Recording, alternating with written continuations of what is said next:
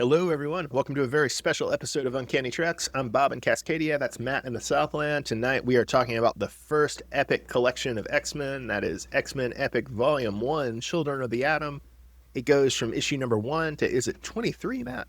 Yes, I believe it's 23. You're always quizzing me at the top of these shows, Bob. I'm not supposed to know this off the top of my head. I don't know them either, Matt. That's why I asked. Those last couple of issues, Bob, we had to read. Woo, we're going to have a discussion about those.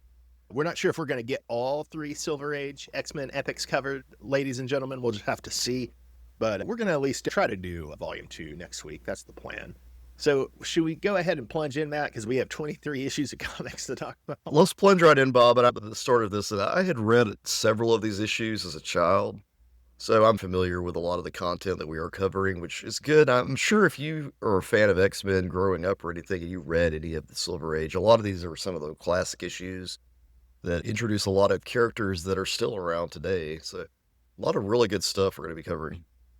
I'm going to say that I think maybe the only people who were X-Men fans who really would have read this stuff, except for if they were there in the Silver Age, might have been people like us who were kids in the mid-90s, because where I read most of these was in a reprint series called X-Men The Early Years from 94 to 95, 96. They did the first 18 issues in 17 issues. I didn't have them all, but I had a few. Maybe you had a couple, and we traded back and forth. And that's why I remember reading those reprints of these issues. There was some other series where they retold these stories too, although I can't remember what the name of that series was off the top of my head. As I was reading through, I vaguely remember what you're discussing here, that they did have like a retelling. And I alluded to that, and we had a discussion with some of the Fantastic Four stuff. Some of these stories have been retold in other comics. But also, I get it confused sometimes with television renditions and movie renditions. I also had these things that were called the Marvel Indexes put out around this time, which were what we would now call wiki entries for each issue. And I had the first couple for X-Men and the first couple for Avengers. So I definitely poured over those. I don't know if I ever bothered to loan those to you, because I don't know if you would have been quite as ridiculous as I am in being into the encyclopedia entry for these early X-Men and Avengers comics. Even the ones I hadn't read, I'm somewhat familiar with the plots because of those little wiki entries that they published in the indexes in the mid-90s as well. So that's pretty cool. I was more of someone who was interested in if they did any encyclopedia of the actual characters themselves. You always tended to lean more towards collecting that type of thing, where you wanted the synopsis of episodes and the synopsis of issues and what was happening, whereas I always wanted like characters. Matt wanted a who's who, whereas I wanted an official index. Yeah. That was the difference between our two mindsets. So to begin with issue number 1, it's actually called Genesis, but I'm going to call it First Genesis because there's important X-Men stories called Second Genesis and Third Genesis. So we'll call this one First Genesis. And Matt, it's very unsettling that on the first 2 pages, the first words we ever see Xavier utter are a telepathic threat to his X-Men. And the first thing that we ever see Cyclops and Angel do is recline Xavier. It sets a pretty uncomfortable tone for the series, Matt. When you go back and you read early X-Men, you find that Xavier is a complete asshole. And we could easily do an entire podcast episode dedicated to just Xavier being an asshole in these issues. I would say worse than Reed in Fantastic Four. Reed in Fantastic Four is bad, but it's mostly just directed to Sue, occasionally Ben and Johnny, but mostly Sue. More directed to younger people. So it's worse in this one. I would say it's worse than what a Silver Age Superman does to Lois. Which is pretty bad, Bob, and it is pretty much on par with what Superman does to Lois. I mean, he mind wipes people left and right throughout these early... All the time. Like, it's nothing. He doesn't care. But I don't want the 4 male X-Men to just sound like they're victims of Xavier, Matt, because I never really contemplated until thinking about page 8 in this issue about how deeply nightmarish it would be to be Jean Grey in school with 4 guys who are this horny and this awkward. Early 60s. My God, it's a horror movie, Matt. It's a horror movie. I don't know how they got away with this, because with Fantastic Four, they had to make a pretty quick beeline to making sure that Reed and Sue were married and everything was okay and kosher there as far as them getting engaged. Here, Jean just comes and lives with a bunch of dudes. Which is awful, too, because I forget which issue this is in, but there's an early issue here, maybe 3 or 4, where Xavier even talks in a thought bubble about his feelings for Jean. Will be famously referenced in the Onslaught saga in the 90s, which thankfully is almost totally forgotten about in between that issue and the Onslaught saga. Speaking of satanic things, Matt, and we talked a lot in our Avengers episode, and especially in our Fantastic Four episodes that were by Jack Kirby, about Kirby's love of the great headgear. We could definitely shout out Black Bolt's Inhuman crown here as amazing headgear. But did you like the devil horn quality that, as Kirby originally draws Magneto's helmet, that little fringe at the front really has a devil horn quality to it? Did you dig that? I do, Bob, and it just fits too with some of the religious undertones we see later on with Lucifer.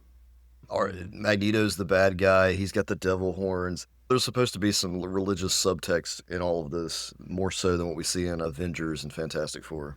Xavier is a creepy Old Testament god, especially since Lucifer, in a lot of ways, and we'll talk about this when we get to Lucifer, he's pretty dire, but he's definitely the Magneto we have at home. There's some religion here. You've got Angel with his wings flying through the horned Magneto.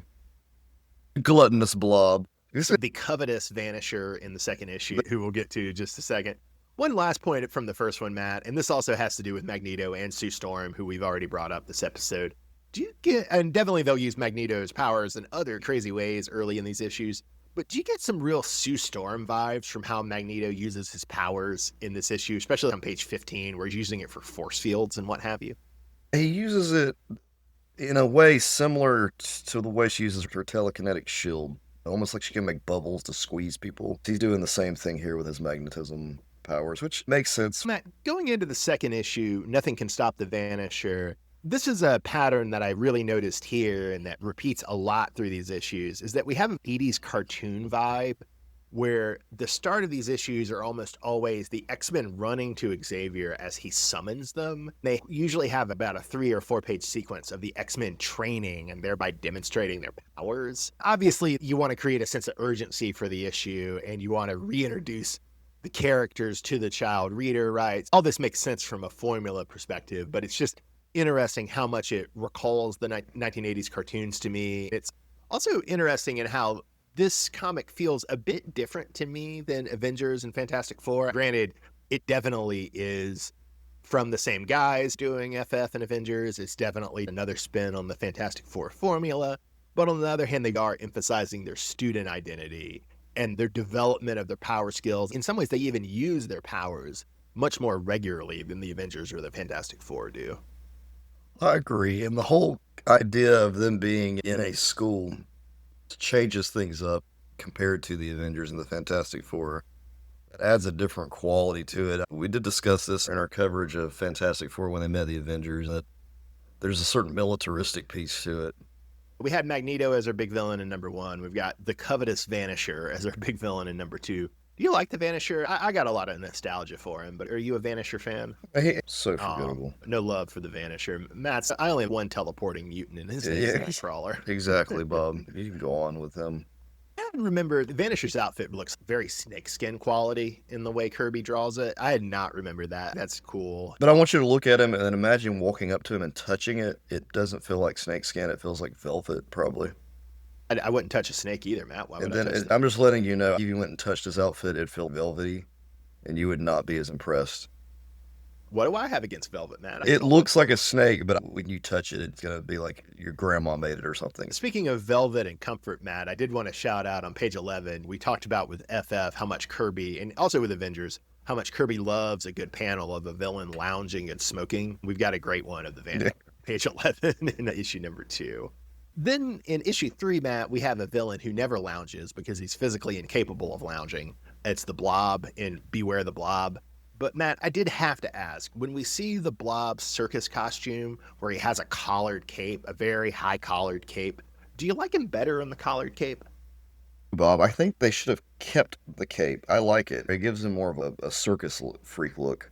He does give him like a circus showman look, and it at least emphasizes something else about him besides his ugly face and his massive gut. Do you like him better with the Hulk look he has on page 9, where he has green pants and a purple shirt? Oh, I didn't notice that. Good call. No, I don't like him when he's a Hulk knockoff, Matt. In fact, I do not care for that. But he does smoke. He does smoke cigars, so that's a good thing. He does carry on the smoking tradition. There's a great moment I'm going to get to in a later issue with Blob smoking. But I do want to point this out, Bob, though, too. In this issue, we get our first taste of Xavier try to recruit characters.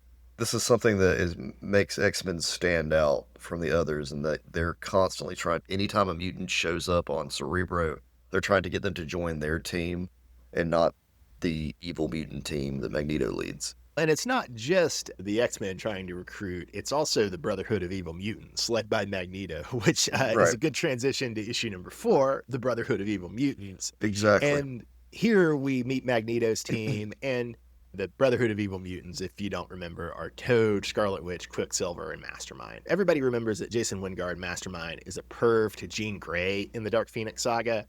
But it's good to know that Mastermind is a perv to Wanda Maximoff, the Scarlet Witch, here from Jump. He's here and he's perving on her. That's has always been Mastermind's character. He's not changed. He's always been consistent. If you really want to perv, though, Bob, I've noticed this throughout most of these issues, in that there's a lot of scenes of Angel pulling his pants up, pulling them Or down. yeah, mostly to release his wings, Yes. which are definitely a symbol for something. That Sorry for the awkward transition here, but I was going through looking at scenes of Mastermind perving, and I just happened to see that, and I was, what? This is a pretty common theme where they're constantly showing Angel. They really want to show off this harness to let people know that he keeps them harnessed underneath his clothes. In order to do that, they have to show you him like pulling his pants down. And I love the reveal of the wings coming out of the harness or being held by the harness. It is an interesting thing about how much they're emphasizing Angel passing as a baseline human in these issues, as opposed to later X-Men writers like Claremont, especially Morrison, being all about letting the freak flag fly, as it were. He's just all out and about in the later Speaking issues. of freak flags, Matt, do you like Magneto's flag? He raises it over the nation of San Marco. Is it a cool flag or is it an unimaginative flag? It's pretty unimaginative, Bob. I got to say that. I think you could do more with it. All right. Maybe he can find a better flag for Asteroid M. Issue number 4, Brotherhood of Evil Mutants. Issue number 5 is Trapped One Mutants. And Matt, I totally forgot that Asteroid M went so far back as to be in the 5th issue of X-Men. Me too, Bob. I'm reading this and I'm like, what? Asteroid M was in issue 5? What? It's been around for quite some time.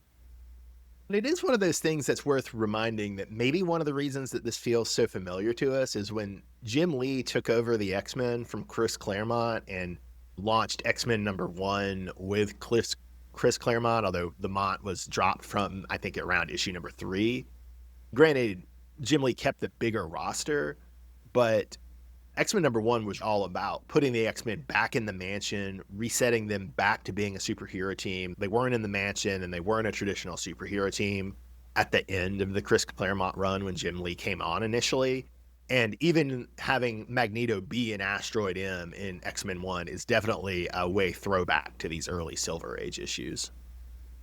Those were harkening back to this. Jim Lee was, okay, Chris Claremont's been being weird for 17 years. Yeah, it's time to roll it back in, which I still am bitter about now that I've figured out that's what Jim Lee did years later.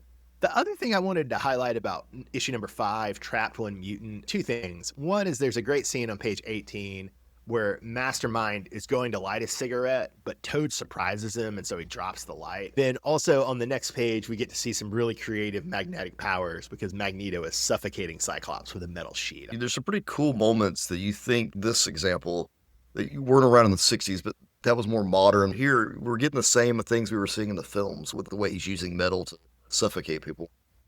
He wasn't just flinging things at folks, is what I'm trying to say.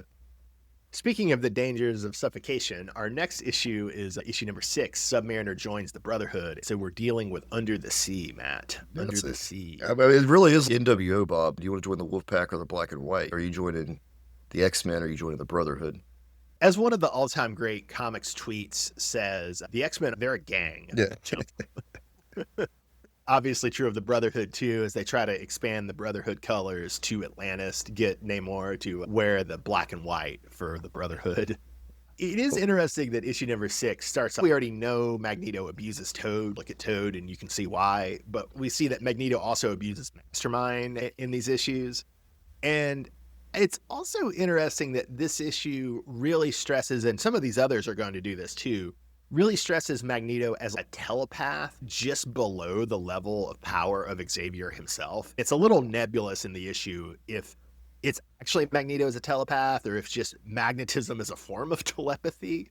But nonetheless, the practical effect is that Magneto basically has the same power set as Xavier, but just a little less. And The payoff here to that is on issue 5, we see that Xavier and Magneto are both astrally projecting like they're Doctor Strange, and their astral projections are walking along the seafloor to get to Atlantis to try to recruit Namor.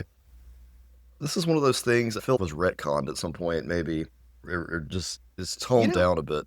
they do keep it, but they just keep it as Magneto is a very mentally disciplined guy who's trained to deal with telepaths. So he's a very hard guy to mind read. That's where they take it in the 90s and the 2000s. They shifted to where it's not so much that he has the ability to do something on the same level as him, but he has the ability to defend himself from it. That's a good way to put it, as they shifted, exactly. Another tidbit is that they imply later on, too, that mutants are able to have better healing.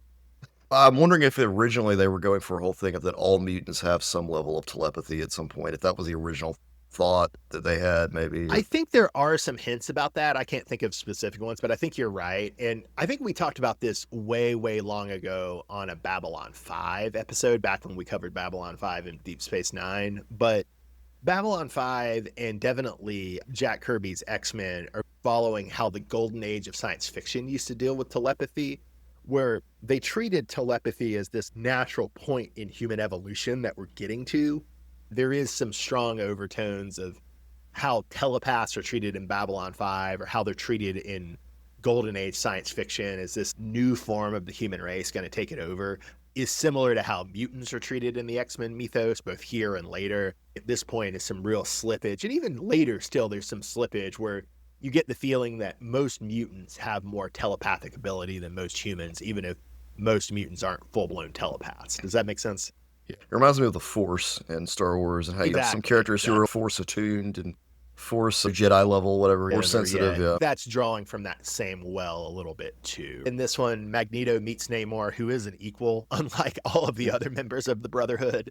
And so Namor being willing to silence Magneto is great. Scarlet Witch being immediately smitten by Namor is great, and she loses control of her Hex with some pretty funny results. Granted, it's a bit sexist. Then we also have the pattern in this issue, which we've seen in a couple of other issues, of Quicksilver regularly gets the better of Cyclops for the speed, but then Jean comes in and rescues Cyclops, which is a dynamic I rather enjoyed. They graduated at the beginning of this issue, Bob. Are they graduating 8th grade? What are they? I don't know, Bob. Apparently they're graduating from the school. I do absolutely adore that Namor cancels his alliance with Magneto because he doesn't like how Magneto speaks to Scarlet Witch. That's amazing. Feminist Namor. I love Namor. Yeah, coming from Namor, that's hilarious. All right, Matt, I don't have anything to say about issue number 7, The Blob Returns, except for this is, I believe, the first time we see Cerebro on page, or at least fully on page, and it's a very cool early design for Cerebro. It's not the helmet thing. Do you think it would be? I guess that's much later. Then we go on into issue number 8 after The Blob Returns, where the Brotherhood tried to recruit the Blob. We get a new mutant, Unus the Untouchable, and Matt, I had to ask, so we've seen, there's other examples too, but if we just think about the main examples from this comic and the main examples from the 1960s Marvel Universe, we've seen Spider-Man, Beast, Blob, and Unus the Untouchable all wrestle. Who do you think's the better wrestler of those four? As far as wrestlers go, let's see. Unus the Untouchable, you can't even get your hands on him. So I see him being pretty awesome. Blob, you can't move. Beast is very agile, but still, you could sedate him. Spider-Man was awesome as a wrestler, especially in the Tobey Maguire film, where he beat Macho Man. I'm going to give it to Unus the Untouchable at this point, Bob. He's like Magneto with the powers to repel people. I'm going to have to disagree here, because if you mean good at wrestling as in puts on a good match, how are you going to put on a good match with Unus the Untouchable? Oh, you're not, Bob. But to put on a good match, Spider-Man's going to be your best bet. I was going to say Beast, because Beast combines agility and strength in my mind. Spider-Man is just going to be a light luchador. Beast probably is better on the mic, too, even though the audience isn't going to understand half of what he said. Spider-Man's going to have Danhausen energy. The audience is going to be confused and off-put. And Blob's going to be boring. Blob's going to be boring. Even more boring than Unus the Untouchable. Yeah. With Unus the Untouchable, we've hit a run of 5 straight X-Men Brotherhood comics. So from issue 4 to issue 8, all X-Men versus Brotherhood comics. It was interesting that we never saw the Fantastic Four or the Avengers settle into a pattern like this. And it also means that continuity is a lot stronger in the X-Men than the AFF or the Avengers, because It's a reoccurring battle each week. And honestly, it almost gives it, we were saying this with an earlier episode, it almost gives it G.I. Joe versus Cobra vibes, right? Or another one of those 80s cartoons where it's the same antagonist every episode. It really does have that vibe with how much it's the X-Men versus the Brotherhood. Then another dynamic you already identified is that it also makes recruitment central for the X-Men and for the Brotherhood in a way it never is for the Fantastic Four or the Avengers, which is fascinating. And much like an animated series, Bob, no one ever joins the team. They're obsessed with getting recruits, but they never get the recruits, right? Blob would much rather stay in the carnival, Bob. Namor would much rather stay under the sea, Matt. I still think that if you're going to say who deserves the lion's share of credit for what X-Men are today, Chris Claremont deserves the lion's share instead of Jack Kirby or Stan Lee. But it is interesting how much the continuity, the idea that there are countless mutants everywhere, the idea of constant expansion, the idea of the school and the training, all of that is baked into the X-Men concept from the start. I've undersold like how important Jack Kirby is to what X-Men are today. Does that make sense? It does too. To add to that, the whole idea that mutants are hated by people, but people don't hate Spider-Man or the other superheroes. They do a good job in these comics of playing that up, showing how that the X-Men are this own team, but we see them in situations that make it look they could be doing something evil. And it becomes we can't trust this team. Then from that team, it expands to we can't trust mutants. It also doesn't help that, although this isn't really covered, but you have another team of mutants who specifically go around calling themselves the Brotherhood of Evil Mutants. You have that side of it as well. That makes it where you cannot trust them at all, period. So you can trust the Fantastic Four, you can trust the Avengers, you can trust Spider-Man, but the rest of these guys, these X-Men, can't trust them. Speaking of which, Matt, we move into issue number 9, the first AVX, Enter Avengers. And before we get to the Avengers coming in, Matt, do you appreciate that Jack Kirby brings his vehicle design aesthetic that we commented so much on in Fantastic Four to Xavier's chair, which now has a tank tread? I think the tank tread is like necessary, Bob. This is some early prototype of his floating chair, hover chair from the 90s. He is going off-road quite a lot. I can see why it would be necessary. Then we've already mentioned him a couple times. We get Lucifer as the new antagonist. They were tired of riding Silver Age Magneto, so they came up with the biggest knockoff of Silver Age Magneto they could. It's Lucifer, Matt. It's Lucifer. And obviously, the way that Marvel crossovers have always run is that the heroes fight, then they team up. But it is interesting that the same formula for the first meeting of the X-Men with the Fantastic Four and with the Avengers applies in that Xavier orders or appears to order the X-Men to fight teams. So we have that going here as well. Did you have any particular favorite moments from the fight with the Avengers, Matt? I've got a few outlined, but I didn't know if you wanted to cover any. I was not as impressed with this Avengers team up as I was the previous things we've seen. I definitely think the Fantastic Four versus X-Men we saw in Fantastic Four was the peak. I was much less impressed with the Fantastic Four versus Avengers that we saw in Fantastic Four than you. I prefer this X-Men versus Avengers to that Fantastic Four versus Avengers because there were some nice moments in this. There's a moment where Thor has thrown Mjolnir as hammer, but Cyclops shoots optic blast at Mjolnir to launch the hammer into Iron Man. That was cool. I thought great was Beast catches Captain America's shield. He puts all 4 limbs around the edges of the shield after Cap throws it. That was cool. Then this is silly, but the Wasp disabling Jean by pulling her hair into her eye was pretty funny. I hate how, though, that Beast is dismantled immediately after that, though, by just being picked up by giant men. You always hate to see Hank Pym do anything. We go from one set of heroes to another famous hero, Matt, everybody's favorite. In issue number 10, we meet Kazar. And I guess my first question to you, Matt, is can you imagine yourself ever reading a Kazar solo comic? No, Bob. I can't. They had Jungle Boy type comic back in the day. People actually picked them up. The 10-cent comic for the child. Here you go, little one. Read about the adventures of the little caveman Kazar. At some point, we will read some 70s Black Panther, and those are Jungle comics, but only. And there is a similar character that Kirby created in the 1970s for DC called Kamandi, who I'm fond of. I might make you sample some Kamandi at some point. But I do have to say, I just don't have anything for Kazar, man. I really don't. Even with this issue, there was some cool stuff with some of the weapons and the animals they're riding on are fascinating. My favorite art of the collection is going to be in this issue, which I'll get to when we get to our awards section. Now, I was shocked by it because I was just Kazar. I can skip this issue, but Yeah. there's some beautiful art in this. But still share with you, I don't have much for Kazar. I think there's a Mark Waid, Joe Kubert Kazar comic, and I don't know if I got reading that one in me. Bob, when you get to issue 11, Triumph of Magneto, Matt. yeah, introducing the stranger, Bob. Introducing Yeah. the stranger. It's the worst cover ever.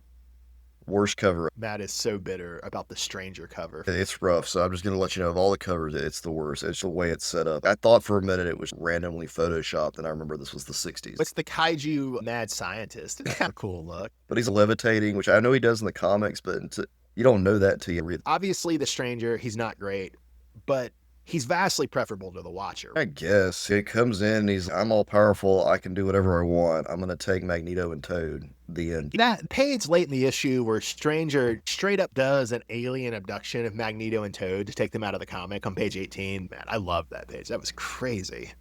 At the end of the issue, the first thing Professor X thinks to do is go update his phone and remove his caller ID. Professor X, man of the future. He's got to update his contacts. Oh, Magneto's gone and Toad. Let me pull their names out of the hat.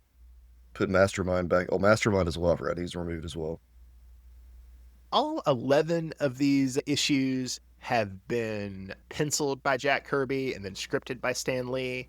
Then we're moving into an era which I believe will be issues 12 through 17, where Jack Kirby is doing layouts. So Kirby's the plotter and he's drawing rough layouts. Then another artist is finishing the layouts and Stan Lee is scripting on top. So that's what we're moving to.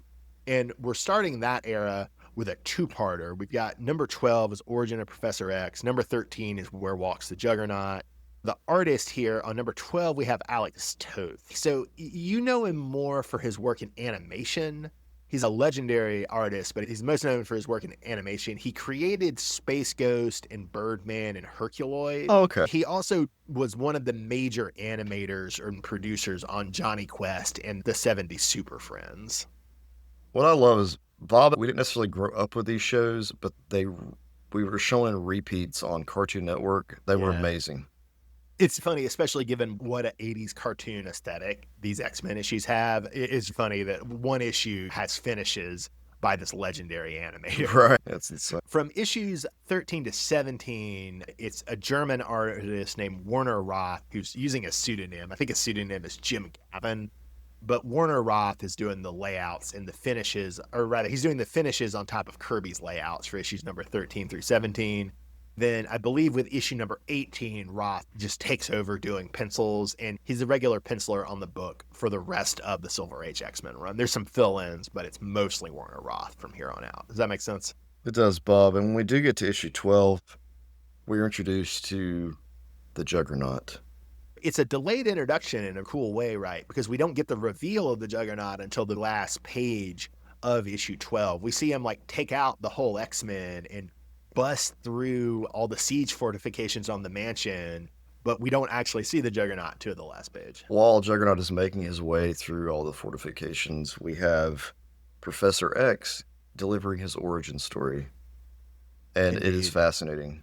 If you have to have an origin story, Matt, interspersing it while the Juggernaut is attacking is probably the best way to deliver said origin story. I agree, Bob. So we've got this legendary two-parter that introduces the Juggernaut and Professor X's origin, which Matt was riveted by. But then we have a famous three-parter that introduces the Sentinels, the famous mutant hunting robots. And so that's issue number 14, Among Us Stalk the Sentinels, issue number 15, Prisoners of the Mysterious Master Mold, and issue number 16, The Supreme Sacrifice. Where did you want to begin with our Sentinel trilogy, Matt? I think the Sentinel trilogy was probably one of the better pieces of this epic. I was also surprised how early on the Sentinels are introduced and used in the run. For some reason, I had them down like way further along the X-Men's line. What kills me is too, they're for being written as robots in the 60s. It's pretty well done. The design is pretty much fully there. The Sentinel design is a full Jack Kirby design, right? Master Mold is so Jack Kirby. We talked about Jack Kirby's love of villains sitting on thrones. Master Mold is the apex of that. I did want to say, even though the Sentinel design is already there, there's still a few finishes that will be made. I was thinking about in issue 14 on page 10, you see how orange the head of the Mark I Sentinels are, which I thought was amusing compared to the later, stronger emphasis on crimson and purple in coloring the Sentinels. So having an orange-headed Sentinel is amusing. Then the other panel from this trilogy I wanted to shout out is on page 15 in issue number 16. And it's a splash panel of Master Mold. He's sitting before the creation pods of 8 new Mark II Sentinels. So we're already in the evolution of the Sentinels. We start with the Mark I and we're trying to evolve up to Mark II over the course of this trilogy. But this image, and I didn't check the dates on this, of what came first, who was copying what, or if it was just in the air. But the image of Master Mold before these creation pods reminds me of a classic image from around this time in a Doctor Who serial called Doctor Who Tomb of the Cybermen, where you see the Cybermen emerging from these cocoons. I thought the similarity there was striking and worth noting. It gives me Borg vibes too. Very much Borg vibes. And I think the Cybermen are more influential on the Borg than the Sentinels, but it wouldn't surprise me if the Sentinels had a bit of influence on the Borg too. Anything else on this trilogy, Matt, or should we go ahead to the two-parter that closes out Kirby's time on X-Men? Let's go move on to the two-parter, Bob. The two-parter is number 17, None Shall Survive, and number 18, If Iceman Should Fall. And Matt, did the reviving the technique from the debut of the Juggernaut of having a villain defeating all the X-Men off-panel, did that work as well in number 17 as it did in number 12 for you? It was going back to the same one. It wasn't as effective. I figured it was Magneto because we hadn't seen him in a little while.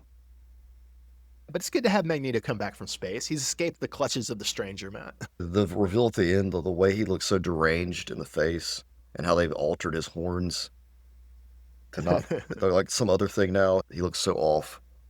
Hey, man, alien abduction changes a man. You're not the same man when you get back from space. Speaking of changing a person, in issue number 19, which is hilarious because this is Stan Lee's last issue on the X-Men, but issue number 19 is Lo, now shall appear the Mimic, exclamation point. And I don't know, does it make you laugh? Because it really makes me laugh that Stan Lee's final direct contribution to the X-Men is the Mimic. I always thought Mimic was cool when I was a kid, but I was more of, oh, he's got all the powers. That's why he's cool. As nothing else. Thinking of this was Stan Lee's last contribution to this is pretty insane.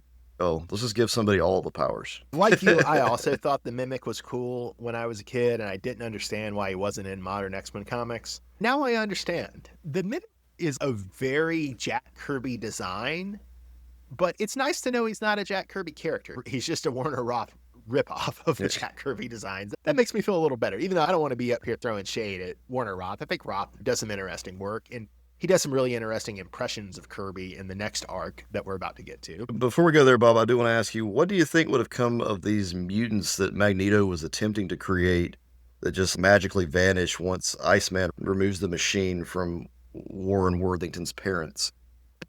On the one hand, I want to say that Magneto would have been able to usher in a new utopia of human-mutant coexistence and peaceful toleration. But on the other hand, given how actually existing Silver Age Magneto behaved to Toad and Mastermind and Scarlet Witch and Quicksilver, I imagine nothing good would have happened to those new mutants, Matt. They call them mutant androids at some point. I don't even think Magneto knew what he was doing, honestly. Yeah. Which, if you think back to House of X and Powers of 10, given how Hickman makes explicit that X-Men comics are always a three-way dance between humans, mutants, and robots, it is funny to think about Magneto trying to bridge that gap. He's like, the humans are always using robots against us. Why can't I fuse us, merge us with some robots? Yeah. Bob, going back to Mimic. Could you look backward to Magneto when the Mimic is standing before us? Because Mimic is so lame, too, the outfit. I can't get past it. That's terrible. I just want to throw that at everyone. And Jack Kirby is responsible, but not directly responsible for the Mimic's look. The glasses are ugly. How do you mess up Cyclops' glasses? I don't know, man. I think Cyclops' glasses are pretty ugly myself. Yeah, the visor's fine, but what he's got here, this is rough. Should we go on to our epic two-part Lucifer story? Let's go on to this Lucifer story. All right, man. So this is number 20, I, Lucifer, exclamation point, and number 21, Whence Comes Dominus? Roy Thomas takes over as the writer here. Do you know if you've read anything from rascally Roy Thomas before, Matt? I'm not sure, no. Okay, you probably have, but he's the Stan Lee successor on not all Marvel comics, but most Marvel comics. If we get so far on Avengers, we'll see him take over Avengers as well. But the real thing I wanted to emphasize in number 20, and I alluded to this way before in the episode, on number 20, we start with a splash page of Blob impersonating Beast and Unis impersonating Cyclops, although he's wielding a baseball bat. And they're both robbing a bank and they're smoking. And it's an amazing splash page, man. I loved it. I loved the idea of, the way you make Unis a good wrestler, right? Since you can't lay a hand on him and he, in some sense, can't lay a hand on you, is you just give him a bat so he becomes that 90s Sting. It's Yeah, great. you I can't love it. attack him. He can get you with a bat as long as it extends past his field. Another weird thing that maybe this should have been obvious to me way before, and maybe it was already obvious to you, but it didn't hit me till this issue. Did you count the number of times Cyclops tried to leave the X-Men in this epic? I did not, but it might be in the double digits. Between him wanting to leave and then him whining about Jean not being able to be in love with Jean because his eyes are dangerous. Those are his big problems. That's his whole character, apparently, at this point. This brought home to me that in a weird sense, Cyclops is the team's Ben Grimm, because he's the one who has the romantic angst and the cursed powers and the always leaving the team. I didn't realize how much Cyclops seems to always need to be in a love triangle because Warren Worthington here is his third in these early issues. I knew Angel had a crush on Jean in the Silver Age, but I had no idea it was this intense. That's the whole dynamic with Jean and Scott's relationship, is there always has to be a third. For sure. Then in issue 21, I've stressed before, Werner Roth is not Jack Kirby, but Roth does go for it on some of these splash pages. The bank robbing splash page in the first issue, and here in number 21 on page 8, he really goes for it in Jack Kirby style, although not as detailed, with this splash page of Lucifer's headquarters. I appreciate it, man. It was cool. I was not as impressed with Lucifer. And then for anyone getting excited about Dominus, it's a computer program. Yeah, although it's weird because Dominus is one part the stranger and he's one part master mold. It was not great. No, it wasn't. It's a wild and pretty incoherent thing about Lucifer is preparing Earth for colonization, but he's not doing a good job of it. The grand design, when we get to that, will streamline this a bit and make it a little more workable, but still, it's pretty forgettable. Two other great panels I did want to shout out from issue number 21, though. On page 10, we see Iceman imitate the Silver Surfer, and I did check the dates on this, and this is a few months after the Silver Surfer debuted. So we have Iceman imitating the Silver Surfer, which is cool. Then on page 12, we get the science fiction panel of a flashback of when Lucifer subjugated Sirius before he came to subjugate Earth. That was a cool panel. That Silver Surfer, I thought that was a cameo at first, and it messed me up. What Silver Surfer is going to show up? That makes sense. But no, it's freaking Iceman on an ice surfboard. It's Cool. funny. And given how Iceman's look is going to evolve later in the 60s into looking even more like the Silver Surfer is very fun. We already started that evolution because we went from being the snowman to he can cake his ice together more to make it more look like ice. Our final two-parter in this epic is number 22, Divided We Fall, and number 23, To Save a City. I don't know if we want to go in depth on this, but I did like how this starts with like editor Stan Lee inviting us readers to feel superior to the X-Men, because the X-Men don't know who Plant Man, Scarecrow, Porcupine, Eel, and the Unicorn are, but presumably we faithful Marvel readers who've been reading Strange Tales and the Human Torch strip in Strange Tales, we know who all these jobbers are. And so we see Count Nefaria form these jobbers into a team. I thought it was strange that their team doesn't have a name. I'm going to propose that we refer to them as the Lethal Legion. That's not a team I'm super familiar with, but I think Nefaria has a Lethal Legion fight the Avengers in the late 70s. Then, I don't know if you remember this, but there was briefly a Krakoa X-Men spinoff book called The Lethal Legion. So I think it makes sense to call these jobbers the Lethal Legion. I don't know how you feel about that. I'm good with that, Bob. We can do that. They're B-team bad guys for the X-Men. They couldn't get it done against the Human Torch. A couple of them might be Captain America or Ant-Man villains, but I think mostly they were Human Torch villains from the Solo thing, and so they're going to try and get it done against the X-Men. And spoilers, they don't get it done. This Scarecrow, man, I guess they can't trademark Scarecrow. Scarecrow was not a very common... He appears early, I think in 1940 in Batman comics, but he only appears a couple times, and I think he doesn't reappear till the 60s. This dude, he looks like Scarecrow without the hat, but he's got crows on him.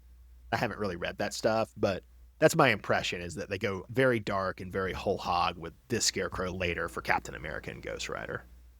I don't have much more to say about the last two here, other than this is a weird team to come together, a B team of jobbers. It doesn't even have a name, and it took up 2 issues. Before we get into the awards, so here we have rascally Roy Thomas taking over plotting from King Kirby and taking over scripting from Smile and Stan Lee.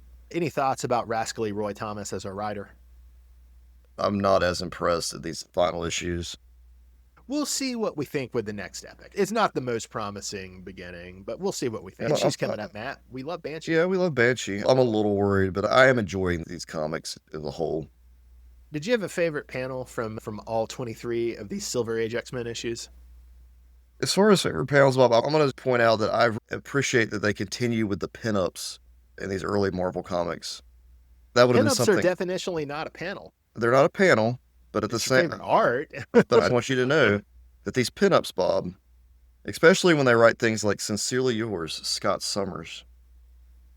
All right, Matt, I'm going to change the name of the category to favorite art, so that your entry counts. Then I'm gonna type in for you the signed character pinups. My favorite art, or even favorite panel, would be in issue number 10 on page 8. This is the Kazar issue in the Savage Land. We see primates with multi-bros, compound bows, and they're riding carnivorous dodo birds. That was pretty cool, Matt. I gotta say, I didn't expect to like something from issue number 10. The dodo birds, them writing that was cool. You can make Kazar work sometimes in very small doses. What you can do is you can make the Savage Land work, and then Kazar just happens to be there. Definitely. Savage Land seems like a fun place. What was your favorite issue among the bunch? I ranked the issues, as I said, I do it in my app. So I ranked number 12 with that slow burn reveal of Juggernaut, along with issue number 14 and number 16. I gave all those 3.5 stars, which was the highest I gave out of 5. If I had to give it to one, I'd probably say that Juggernaut issue. It also has the origin story of Professor X. So issue number 12.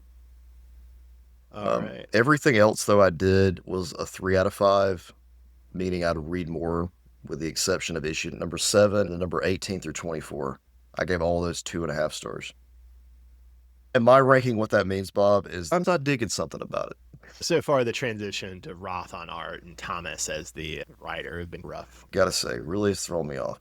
For me, issues number 4 through 6 gave me the greatest joy. 6 especially. That's the one where Magneto and Xavier are trying to recruit Namor. That gave me the greatest joy.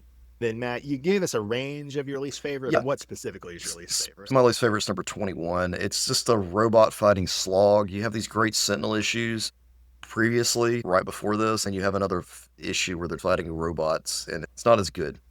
If we're going to fight robots, let them fight Sentinels. I get that. I'm going to say my least favorite is number 19 because of the Mimic, which I believe the Mimic is going to be a lot in the next epic, and that maybe doesn't bode well. He joins the team for a while, if I remember correctly. Yeah. Bob, my favorite X-Men in the issues for this first epic collection, I'm going to go with Beast. I didn't realize how much Beast character, for some reason, I was under the impression that Beast was not as well written in the first couple of issues. He really is. He's pretty much the same character throughout, and he's written consistently. So he does say a couple of things to Jean Grey that are annoying, but all the male characters do. So I have to see past that. But everything else Beast does is consistent with what his character is today and stays that way for a while. And I can see why he ended up evolving into the Avengers at one point.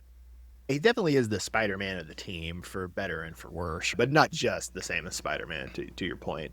I'm going to go ahead and give it to Marvel Girl. There's definitely some ridiculous and comedic sexism appended to Marvel Girl, as you already mentioned.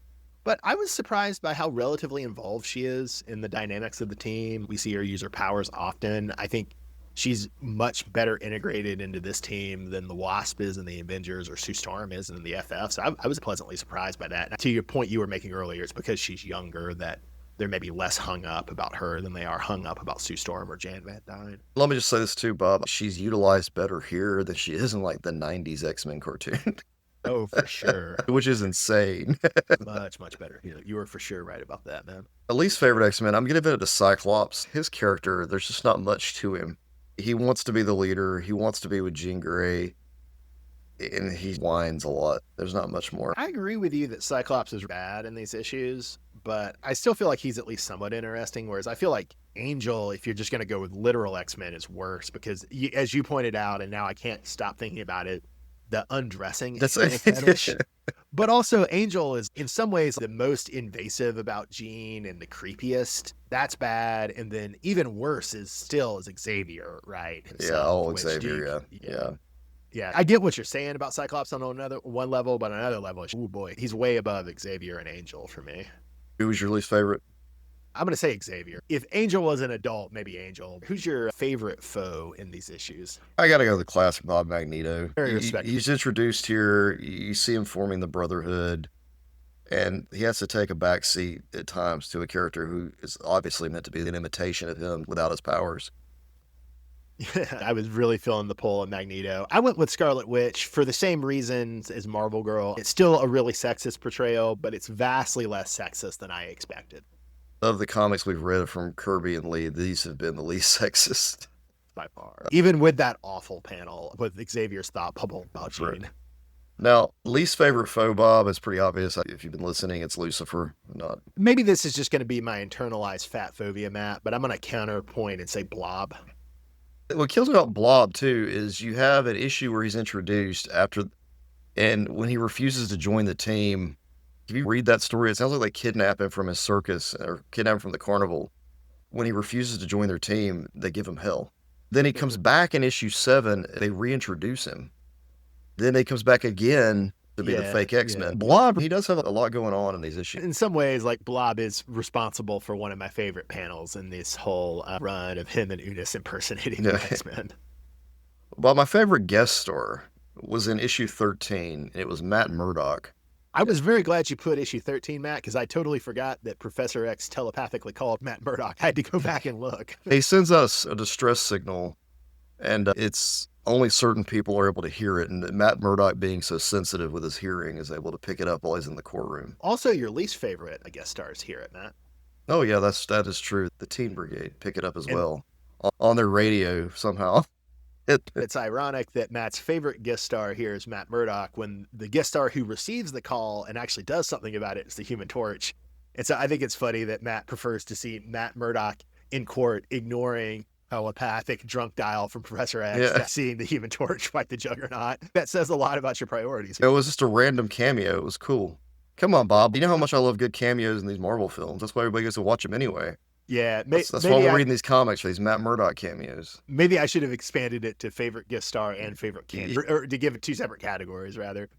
My favorite guest star is obvious from what I've said already. It's Namor. I love Namor in issue number 6. Then my least favorite guest star is going to be Iron Man. Of course, I hate Iron Man, but I was particularly disturbed by how eager Iron Man was in issue number 9 to fight teenagers. He was rearing to beat up some teenagers. Tony Stark, man, go to therapy. He's ready to beat up some local teens.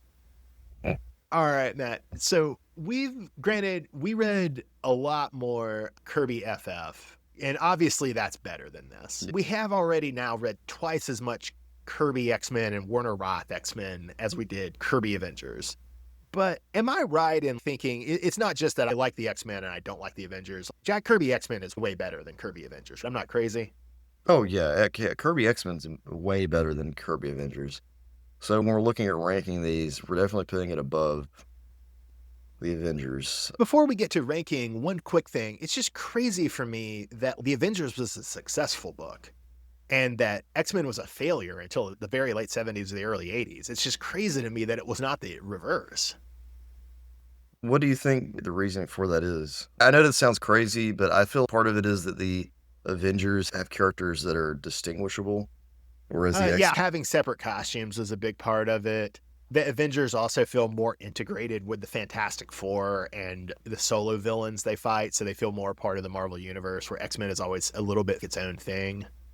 I would say that those are probably the biggest 2 reasons. Maybe once we get to the part of the Avengers that's Captain America, Quicksilver, Hawkeye, and Scarlet Witch, which is the status quo for the Avengers for a long time, maybe we'll start to see why that was the really popular incarnation. That makes sense, because what we read was not that great. For ranking, all right, so we're definitely agreed that it goes above, and listeners, just so you know, we have a 32-item list right now. The top-ranked thing is the Jack Kirby Stan Lee Fantastic Four. The bottom 3 ranked things are different runs of the Gotham Knights run by Devin Grayson, then by Scott Beatty, then by AJ Lieberman. Avengers by Jack Kirby and Stan Lee is sitting at number 24.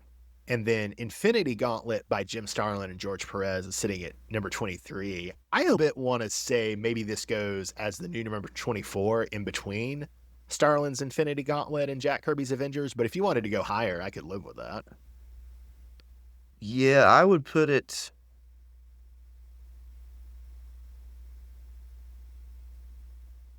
Where Yeah, are you looking at then? I started at the top and was trying to figure out. I don't want to bust up the Fantastic Four stuff because I think that's pretty good. I would not put us above Boy Wonder. New Avengers and Secret Wars with Hickman, that's good stuff. I wouldn't mess with that. Archie and Predator, both are great. City of Madness is good where it's at. Ultimates, I'm good with. Aliens and Avengers. DC Streets of Gotham. Detective Comics by Paul Dini. Archie Punisher.